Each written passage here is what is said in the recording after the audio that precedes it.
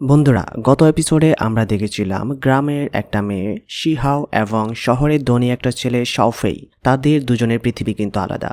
একটা সময় শিহাও শহরে আসে এবং শাওফেইর সাথে সম্পর্ক হয় এবং তাদের মধ্যে নানান ধরনের খুনসুটি হয়। তো যারা এখন পর্যন্ত পার্ট 1 দেখেন নাই তাদের কাছে রিকোয়েস্ট পার্ট 1 দেখে আসবেন। তো চলেন আমরা পার্ট 2তে চলে যাই। তো প্রথম ভিডিও শেষ মুহূর্তে আমরা দেখতে পাই শাওফেই ফুটেজ দেখে। এতে দেখা যায় শিহাও পুরো অফিসে তার চেয়ার টেনে হাসপাতালে এনেছে, যা দেখাটা তার জন্য খুবই লজ্জাজনক ছিল। এটা দেখে শিহাওর প্রতি রেগে যায়। এরপর শিহাও কিছু ওষুধ নিয়ে আসে তার জন্য। শাওফেই তার থেকে লুকাতে চেষ্টা করে, কিন্তু শিহাও তার কাছে ক্ষমা চাওয়ার চেষ্টা করে, কারণ শেষ পর্যন্ত সে তার জন্য এসব করেছিল। এসবে সে আরও রেগে যায়। শিহাও তাকে বলতে থাকে, আমি অনিচ্ছাকৃতভাবে তোমাকে আঘাত করেছি, কিন্তু আমি চাই তোমার যত্ন নেব যতক্ষণ না পর্যন্ত তুমি সুস্থ হও। আমি তোমাকে ছাড়ব না। এটা শুনে শাওফেই তার স্যুট নিয়ে বের হতে শুরু করে। তার আগে শিহাও তার স্যুট ধরে ফেলে এবং বলে, আমি তোমাকে ছাড়ব না যতক্ষণ তুমি আমাকে ক্ষমা না করো। যদি রেগে থাকো তাহলে তুমি আমাকে হাতও ভেঙে দিতে পারো। শিহাও তখন তার হাত সামনে রাখে যেন সে ভাঙতে পারে। শাওফেই চাইছিল শুধু চলে যেতে, কিন্তু শিহাও তার হাত ধরে তাকে থামায়। এরপর তাদের মধ্যে হাত টানাটানি শুরু হয়। এটি একটি খুবই মজার দৃশ্য। হাত মুক্ত করার চেষ্টা করতে করতে শাওফেই আবার আহত হয়, কিন্তু একটা সময় শিহাও তাকে মুখে একটা পাঞ্চ মেরে দেয়। তবে কোনোভাবে শাওফেই সামহাও নিজের জীবন রক্ষা করে এবং সেখান থেকে পালিয়ে যায়। যাওয়ার সময় শিহাও আনন্দ উপভোগ করে এবং শাওফেইকে হালকা করে ঠাট্টা করে, কিন্তু শাওফেই এর পরিকল্পনা ছিল শিহাওকে দাদুকে না জানিয়ে কোম্পানি থেকে বের করে দেওয়া। এবার সে শিহাওকে এত কষ্ট দেবে যাতে শিহাও নিজের ইচ্ছায় কোম্পানি ছেড়ে দেয়। পরের দিন শাওফেই অফিসে পৌঁছালে সে শিহাওর কাছে ক্ষমা চায় এবং শিহাও তাকে মাফ করে দেয়। শিহাও তাকে হেলদি হার্বাল মেডিসিন এবং ডায়েট ব্রেকফাস্ট এনেছিল যা তাকে খাওয়াবে। প্রথমে সে খেতে অস্বীকার করে, কিন্তু শিহাও এর চিৎকারে সে দ্রুতই সে মেডিসিন পান করে এবং ব্রেকফাস্ট খেয়ে নেয়।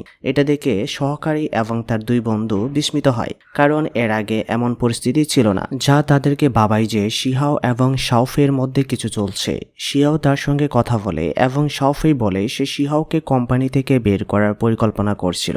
আজ সে শিহাওকে মিটিংয়ে নিয়ে যাবে এবং ঠাট্টা করবে যাতে লজ্জায় সে অফিস ছেড়ে চলে যায়। এরপর শাওফেই তার ব্রেকফাস্ট খেয়ে নেয়। পরে তাকে মিটিং রুমে নিয়ে যায় এবং ইচ্ছাকৃতভাবে শিহাওকে নতুন প্রোডাক্ট সম্পর্কে কিছু বলার জন্য বলে। শিহাও কিছু বলতে পারছিল না, কিন্তু পরে সে তার শিক্ষকের কাছ থেকে শেখা একটি উদ্দীপক লাইন বলে সবাইকে আনন্দিত করে। শিহাও প্রথমে অনেক প্রশংসা পায়। এরপর তারা ক্যান্টিনে যায় এবং শিহাও জোর করে শাওফেইকে স্বাস্থ্যকর খাবার খাওয়ায়। শাওফেই খুব খাবারে অপছন্দ ছিল এবং সাধারণত সে খেতে চাইতো না। শিহাও তার পাশে বসে জোর করে খাওয়ানো শুরু করে। এটা দেখে তিনজনই হাসাহাসি শুরু করে এবং তাদের মধ্যে সন্দেহ স্পষ্টভাবে দেখা যায়। ঠিক তখনই শিহাও বাইরে আসে এবং তাদের এই দৃশ্য দেখে চলে যায়। এরপর শিহাও শাওফেইকে হেঁটে বেরোতে নিয়ে যায়। অনেকক্ষণ রোদে দৌড়ানোর পর সে তার শিক্ষকের কাছ থেকে দেওয়া কিছু মোটিভেশন লাইন পাঠ করে। সবশেষে তারা অফিসে ফিরে আসে, যেখানে শাওফেই তাকে বলে অফিসের সব কাজের মৌলিক জ্ঞান অর্জন করতে হবে। শিহাও এতে রাজি হয়। সেক্রেটারি তাকে অনেক ফাইল দেয় এবং বলে এটি কেবল শুরু, আরো অনেক কিছু বাকি। শিহাও বসে ফাইলগুলো পড়া শুরু করে। এতগুলো ফাইল পড়ার সময় তার মাথা আলুর মতো ঘোরাচ্ছিল। শাওফেই শিহাওকে বলে এখন তার আরো কষ্ট করতে হবে, আর শাওফেই ভালোভাবেই জানতো শিহাও এই কাজগুলো শেষ করতে পারবে না। তাছাড়া গ্রামের অগোছালো মেয়েটা এত দ্রুত শহরের জীবনের সাথে মানিয়ে নিতে পারবে না। কিন্তু শিহাও হাল মানে না, বরং সে আরো বেশি উৎসাহ নিয়ে কাজ শুরু করে। সে সব ফাইলের কপি বাড়িতে নিয়ে যায় যাতে সেগুলো পড়ে শেষ করতে পারে।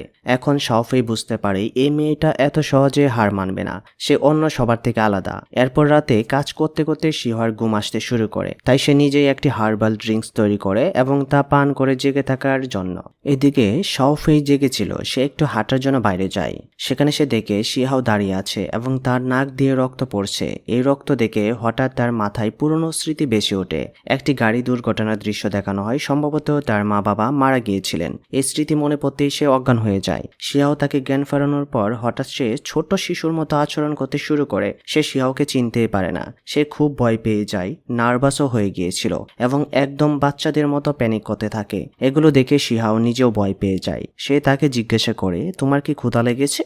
সে মাথা নেড়ে হ্যাঁ বলে। তখন শিহাও তাকে ইনস্ট্যান্ট একটা নুডলস বানিয়ে দেয়। সে একদম বাচ্চার মতো করে পুরো নুডলস খেয়েও নেয়, কিন্তু তখনও তার ভয় কাটেনি। সে শিহাওকে ছেড়ে যেতে চাইছিল না। শিহাও তাকে একটি কম্বল এনে দেয় এবং ডেকে দেয়। তারপর সে শিহার কোলে মাথা রেখে ঘুমিয়ে পড়ে। পরের দিন সকালে তার জ্ঞান ফিরলে সে শিহাওকে সামনে দেখতে পায় এবং আগের রাতে সবকিছু কিছু মনে পড়ে যায়। তখন সে শিহাওকে কড়াভাবে বলে দেয় গত রাতে যা হয়েছে তা যেন কাউকে না বলা হয়। কিন্তু শিহাও বলে, আমি আসলে জানতে চাই তোমার সাথে কি হয়েছিল, কেন তুমি হঠাৎ বাচ্চার মতো আচরণ করতে লাগলে, কেন তুমি এত ভয় পেয়েছিলে, আমি এসব জানতে বেশি আগ্রহী। এদিকে সেক্রেটারি তাদের দুজনকে এত কাছাকাছি দেখে ফেলে। তখন শাওফেই সেক্রেটারিকে সতর্ক করে বলে, তুমি যা দেখেছ তা যদি কাউকে বলো তাহলে তুমি সমস্যায় পড়বে। এই কথা বলে সে সেখান থেকে চলে যায়। কিন্তু শিয়াও তাকে অনুসরণ করতে থাকে কারণ সে সত্যটা জানতে চাইছিল।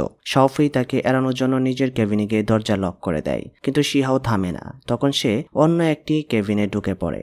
শাও অবাক হয়ে জিজ্ঞেস করে, আজ কি হয়েছে? আগে তো তুমি কখনো নিজের কেবিন ছেড়ে বের হতে না, আর আজ হঠাৎ এখানে কাজ করছো। সে একটা অজুহাত দেয়, আমি শুধু একটু কাজের পরিবেশ পরিবর্তন করতে চেয়েছিলাম। কিন্তু বাইরে শিহাওয়ের কণ্ঠস্বর শুনতেই সে ভয়ে চেয়ারের নিচে লুকিয়ে পড়ে। এটা দেখে শাও হাসতে থাকে, কিন্তু কিছু জিজ্ঞেস করে না। এরপর আবার একই ঘটনা ঘটে। শাওফেই অফিসে জুড়ে শিহাওয়ের কাছ থেকে লুকিয়ে পালাতে শুরু করে। শেষে সে একটা লিফটে ঢুকে পালানোর চেষ্টা করে, কিন্তু শিয়াও সিঁড়ি দিয়ে তার পিছনে। সে তাকে তাড়া করে, আর বাঁচার জন্য শাওফেই আবার দৌড়াতে থাকে। একটা সময়ে সে একটা আলমারির নিচে লুকিয়ে পড়ে, কিন্তু শিয়াও সেখানেও পৌঁছে যায় এবং সেও ভিতরে ঢুকে পড়ে। তারপর সে বলে, এখানে শুধু আমরা দুজন, বলো আসলে কি হয়েছিল। এই সময় তারা দুজন খেয়াল করে যে তারা খুব কাছাকাছি দাঁড়িয়ে আছে। শিয়াও একটু লজ্জা পেয়ে পিছিয়ে ফিরে যায় এবং বলে, চলো বাইরে গিয়ে কথা বলি। ঠিক তখনই তারা কিছু একটা শব্দ শুনতে পায়। ঠিক তখনই তারা বুঝতে পারে কেউ একজন এগিয়ে আসছে। প্রায় শাওফেই দ্রুত শিহাওকে চুপ করে থাকতে বলে। বাইরে দেখা যায় অ্যাসিস্ট্যান্ট এবং তার 3 জন বন্ধু তাকে জিজ্ঞেস করছে, আজ তুমি এত অদ্ভুত আচরণ করছো কেন? আমাদের কাছ থেকে কি লুকাচ্ছ? তারা তাকে এগুলো বলতে থাকে। একটা সময় ভয় পেয়ে সেক্রেটারিটা বলে ফেলে, আজ সকালে আমি দেখেছি শিহাও আর বস অফিসের ভেতরে একসাথে ঘুমাচ্ছিল, আর তারা এখনো গতকালের পোশাকেই আছে। এটা শুনে 3 জনের পুরোপুরি অবাক হয়ে যায়। এদিকে ভেতর থেকে শব্দ আসায় বাইরে থাকা 4 জনের সন্দেহ হয় সত্যি কেউ ভেতরে লুকিয়ে আছে কিনা। তারা চিৎকার করে বলে, ভেতরে যারা আছো বেরিয়ে আসো। তখন শিয়াও আর শাওফেই দুজনেই হাত ঝাড়ু নিয়ে বের হয়ে যায়। তারা ভিন্ন ভিন্ন দিকে ঝাড়ু দিতে দিতে সেখান থেকে চলে যায়, যেন কিছুই হয়নি। কিন্তু এটা দেখে 4 জনই আরো বেশি অবাক হয়ে যায়। এখন তারা নিশ্চিত ওদের মধ্যে কিছু একটা চলছে। তারপরে সেও হাল ছাড়ে না।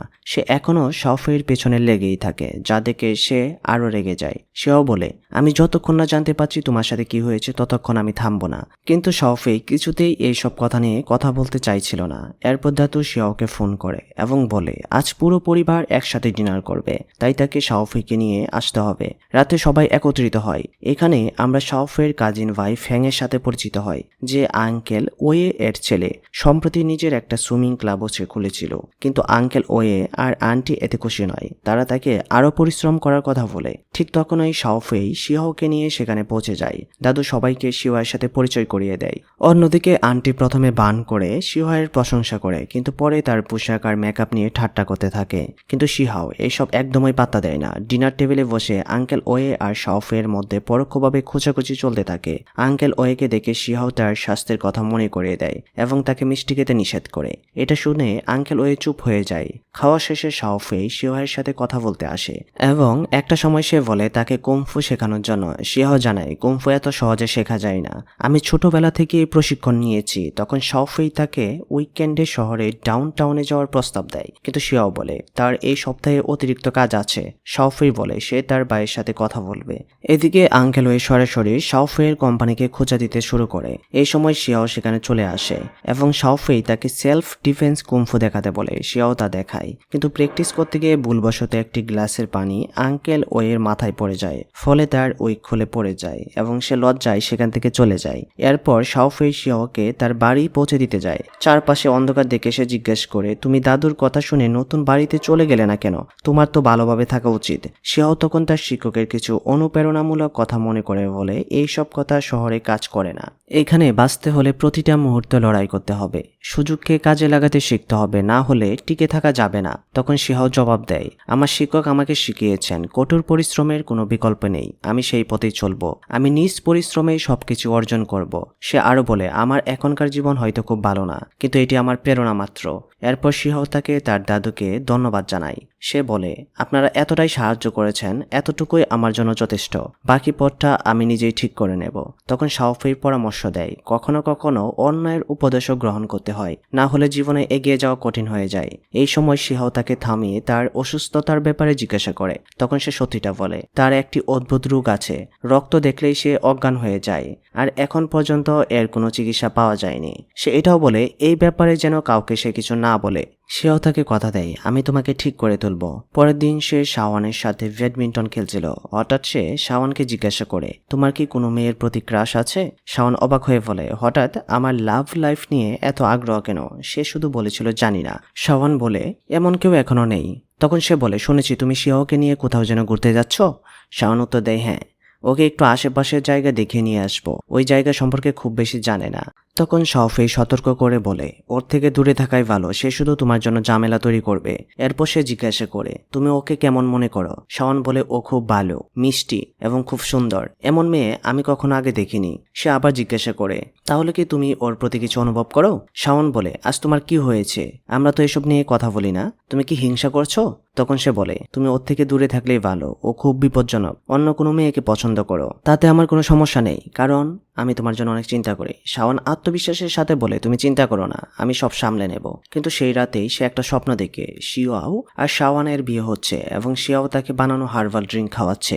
এই স্বপ্ন দেখে সে হঠাৎ জেগে ওঠে। তারপর সে তাড়াতাড়ি সেক্রেটারিকে ফোন করে বলে, আগামীকাল আমাদের খুব গুরুত্বপূর্ণ একটা কাজ আছে। পরের দিন সে শিয়াও আর শাওনের উপর নজর রাখতে তাদের সাথে সাথে যায় এবং তারা কোনো বিপদে পড়ে কিনা সে সেটা খেয়াল রাখতে থাকে। সে তাদের সব জায়গায় অনুসরণ করতে থাকে। শিয়াও এর বানানো কফি শাওনকে খেতে দেখলে সে খুশি হলে ভেতরে ভেতরে রেগে যায়। তার মনে হয় শিয়াও ইচ্ছাকৃতভাবে তার বাইকে ফাঁদে ফেলছে।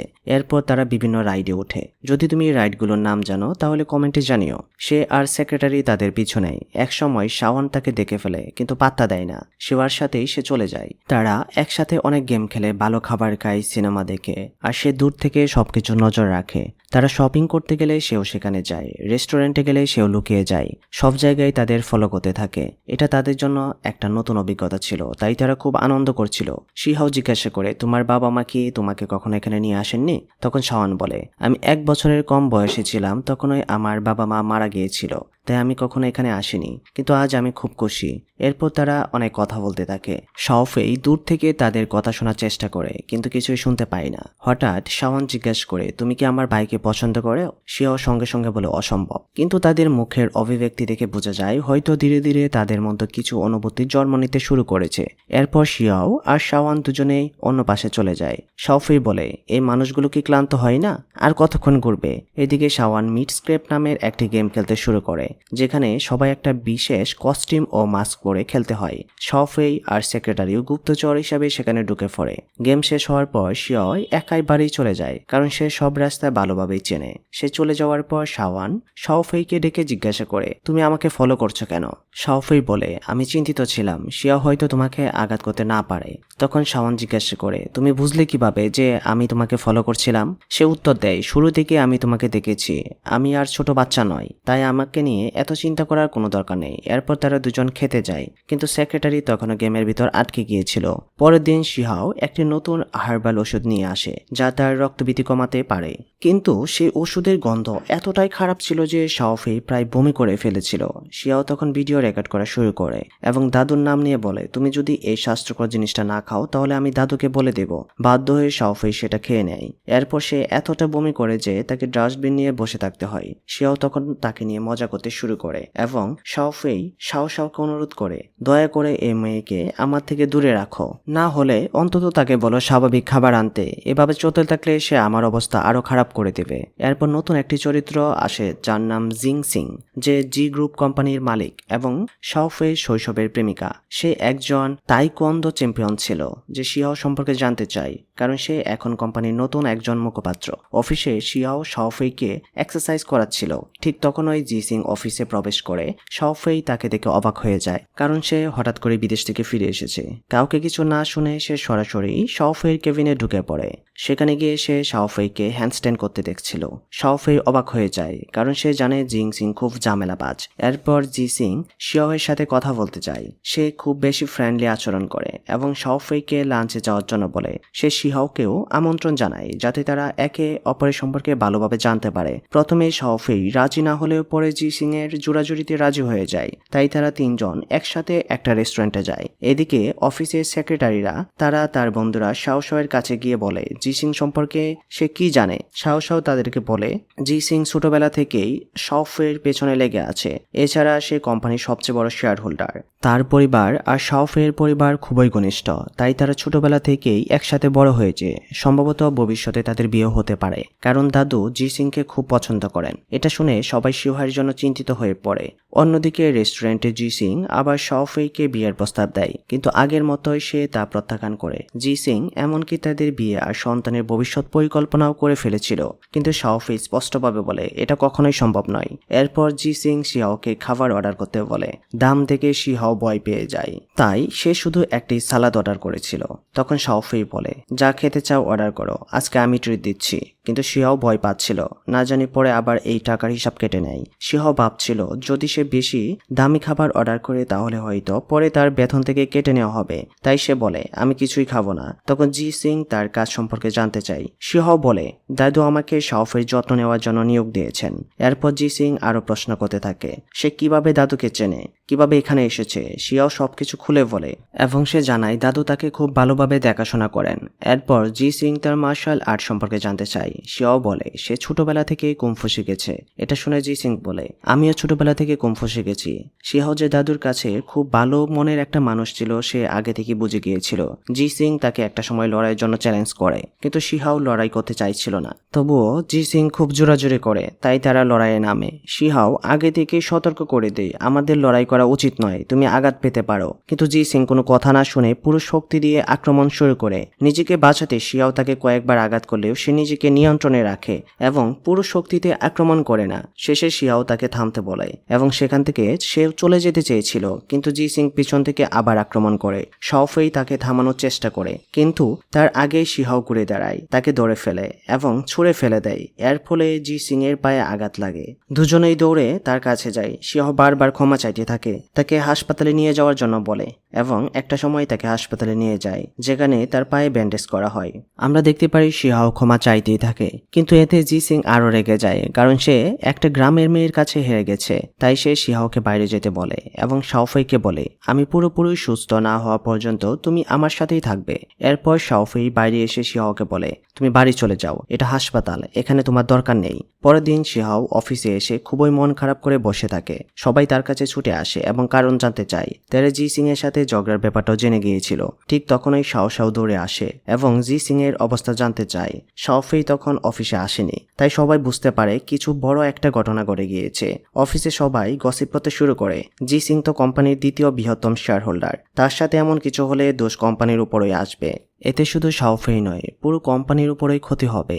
এই সব শুনে শিহাও ভীষণ অপরাধবোধে ভুগতে থাকে।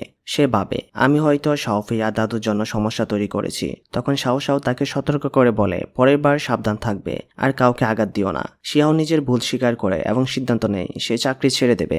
রাতে শাওফেই অফিসে এসে শিহাওয়ের সাথে কথা বলতে চায়, কিন্তু তার ডেস্কে গিয়ে দেখে সে নেই। সেখানে একটি রিজাইন লেটার রাখা ছিল।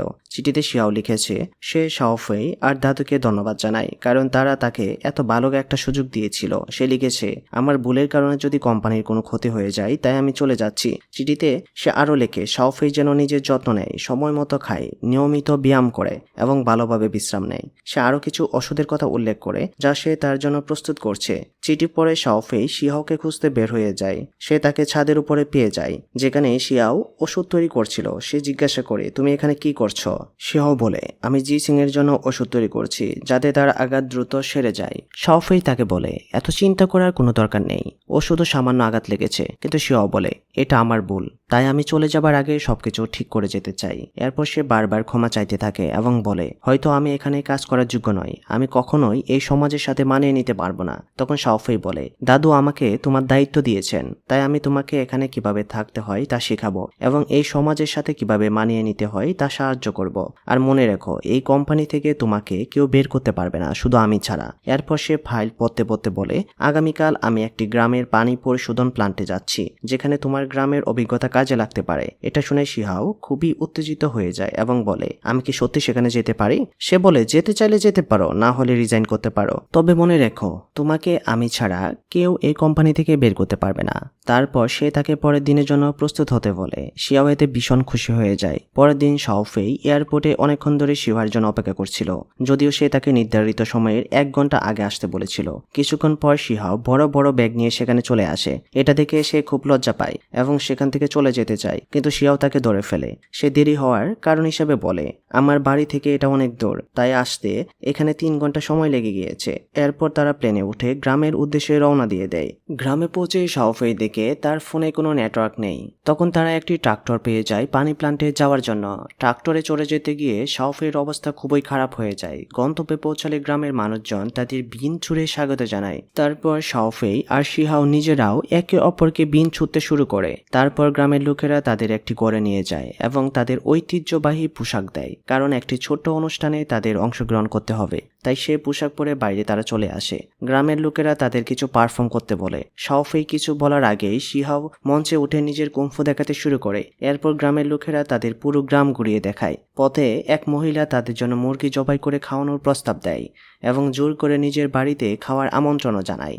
এত কিছুর পর বিরক্ত হয়ে শাওফেই ভালো খাবারের খুঁজে বের হয়ে যায়। শিহাও তাকে থামানোর চেষ্টা করে, কিন্তু সে রেগে বলে, আমি নিজেই খাবার খুঁজে নেব। সে পাহাড়ি জঙ্গলে পৌঁছে যায় এবং খাবার খুঁজতে গিয়ে কিছু মাশরুম পেয়ে যায়। সে সেগুলো রান্না করে খেয়ে ফেলে, কিন্তু এরপর সে আবার বাচ্চার মতো আচরণ করতে শুরু করে। শিহাও তাকে দেখে জিজ্ঞেস করে, কি হয়েছে, তুমি কি কিছু খেয়েছো? সে বলে, হ্যাঁ, কিছু মাশরুম খেয়েছি, তবে খুব একটা ভালো লাগেনি। এটা শুনে শিহাও বুঝতে পারে সে বিষাক্ত মাশরুম খেয়ে ফেলেছে। সে দ্রুত গিয়ে চেক করে এবং নিশ্চিত হয় যে মাশরুমগুলো বিষাক্ত ছিল। তারপর সে কিছু ভেষজ ওষুধ বানিয়ে তাকে খাওয়ায় যাতে বিষ বের হয়ে যায়, কিন্তু সে ওষুধ খাওয়ার পর শাওফের অবস্থা আরো খারাপ হয়ে যায়। বারবার বাথরুমে যেতে থাকে। এরপর কিছুক্ষণ পর তার জ্ঞান ফিরে। শিহাও তার জন্য খিচুড়ির মতো হালকা কিছু খাবার নিয়ে আসে এবং সে সেটা খেয়ে নেয়। বন্ধুরা, এখান থেকে ড্রামাটা আরো বেশি ইন্টারেস্টিং হতে যাচ্ছে। তো আমরা এখানে দেখতে পাচ্ছি শাওফেই এবং শিহার মধ্যে ভালো একটা বন্ধুত্ব তৈরি হয়েছে। এটা কি বন্ধুত্বই থাকবে, নাকি এটা প্রেমে রূপান্তরিত হবে, নাকি তার দাদু জি সিং এর কাছে শাওফের বিয়ে দেবে? এই সবকিছুই দেখতে পারবে পরের এপিসোডে। তো এই এপিসোডে কার চরিত্রটি তোমাদের কাছে সবচেয়ে ভালো লেগেছে তা চাইলে কমেন্ট করে জানাতে পারো। আর পরবর্তী পার্ট দেখতে চাইলে আমাদের চ্যানেলটি সাবস্ক্রাইব করো। ধন্যবাদ।